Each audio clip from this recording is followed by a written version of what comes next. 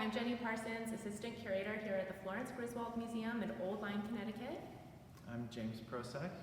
And we are in a space that is about to become our new summer exhibition called Fragile Earth, The Naturalist Impulse in Contemporary Art, which features 4 leading contemporary artists, including James, who follow in the tradition of historic artist naturalists and revise those practices to give us a new take on ideas about art and nature.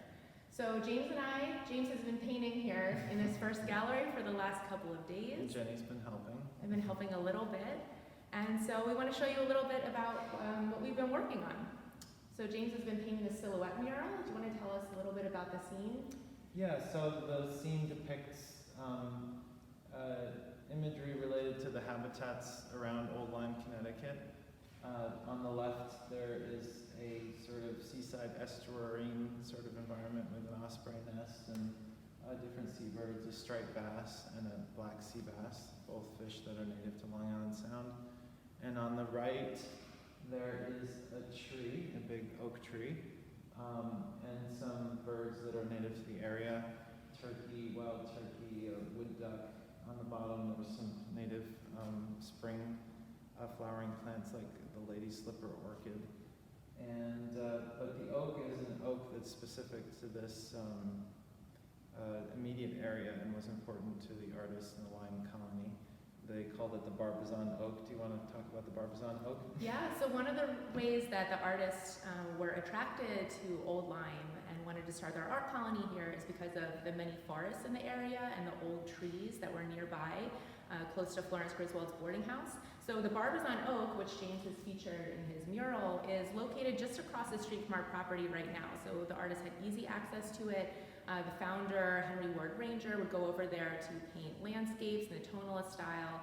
And so James is really following in their footsteps and putting his contemporary spin on their practice by including this tree, which is still standing and is one of the oldest trees in the state. He's included it in his contemporary mural and brought it into the galleries. And they were painting it in the late 19th century?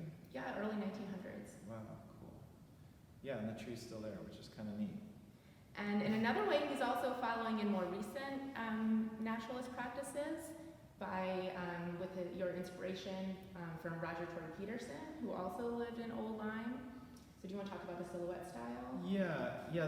The source material for this mural, and I've done others in other places, but the source material are the end papers, specifically of Roger Tory Peterson's Field Guide to the Birds.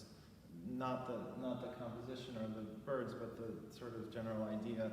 And in the end papers, he had, shortly after, I think the first edition was 1934, there were silhouettes of birds and numbers, and the numbers match up to a list of names to help people identify birds in the field. So in my own art practice, I've grown critical, and in my writing of, or at least have come to examine that sometimes humans, when they go out in nature, they want to know the names of things, and they're driven in their inquiries sometimes to only look through the lens of language. They want to know what something's called.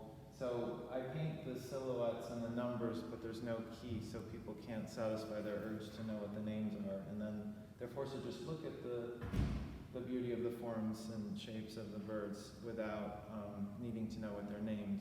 And there's more stuff to say about that, but I'll leave it there. Yeah, so there'll be a lot to see in this gallery, so we're going to get back to work and keep installing. But the show opens June 1st. It'll be up until September 8th, so please come see it. Thank you.